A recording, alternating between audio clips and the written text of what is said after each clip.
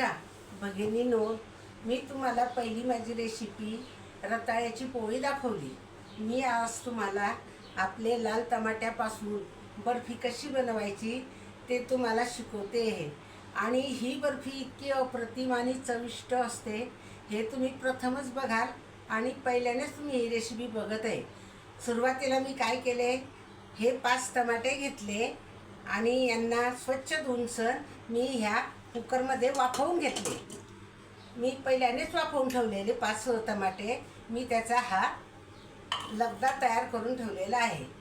हा टमाट्याचा लगदा चापरवर किंवा मिक्सरच्या आपल्या ग्राइंडरच्या भांड्यावर काढायचा आणि नंतर मग त्याला आपण कढईमध्ये टाकायचं. सुरुवातीला काय करायचं,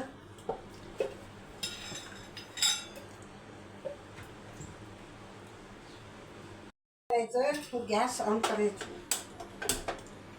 आणि त्यामध्ये 1 चम्मच साजूक तूप टाकायचं. बघा मी कढईमध्ये तूप सोडलेलं आहे आणि आता तूप तापल्यानंतर काय करायचं, साखर टाकायची. म्हणजे आपली साखर लवकर विरघळेल तुपामध्ये आणि त्याला असं हलवायचं. साखर थोडी विरघळल्यानंतर काय करायचं, त्यामध्ये मग आपण हा लगदा टाकायचा. बघा अशी साखर सारखी परतून न्यायची.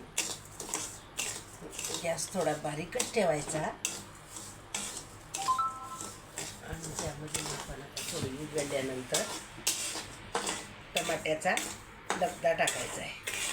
बघा ही रेसिपी तुम्हाला एवढी आवडेल माझ्या भगिनींना, आपण कधी केलेली नसेल आणि पाहिली नसेल, तुम्हाला फारच आवडेल.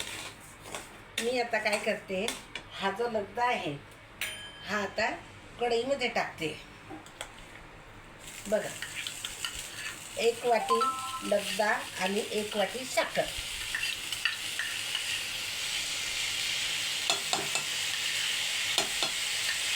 आता हे मिश्रण घट्ट होईपर्यंत त्याला परतवत राहायचं.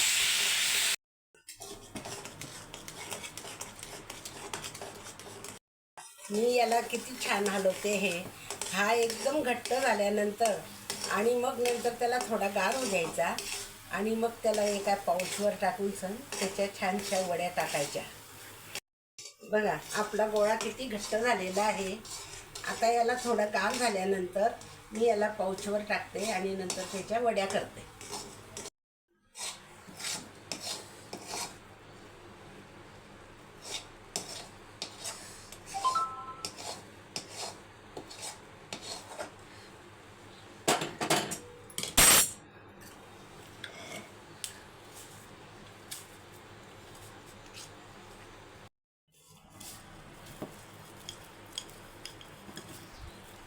भगिनींनो, मी आता ही वडीची साईज तयार केलेली आहे. आता यामध्ये बदाम, काजू आणि जायफळची पूड घालते आहे.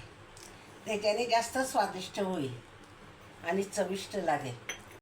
ही बर्फी कशी वाटते, मी आता याच्यात छानशा वड्या पाडते.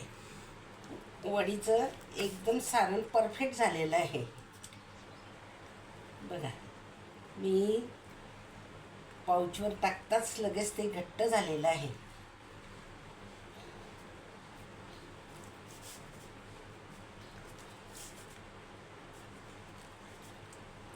आता बंद करून घे थोडंसं.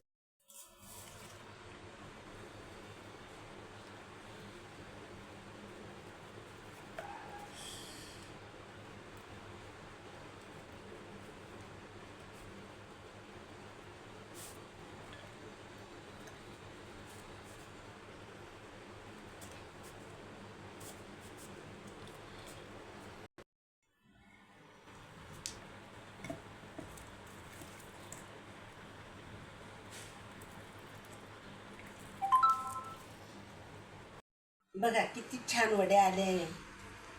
खुसखुशीत अशा ह्या वड्या झालेल्या आहे. बघा भगिनींनो, तुम्हाला जर माझी रेसिपी आवडली बघा भगिनींनो किती खुसखुशीत आणि सुंदर अशा ह्या टमाट्याच्या वड्या तयार केलेल्या आहे.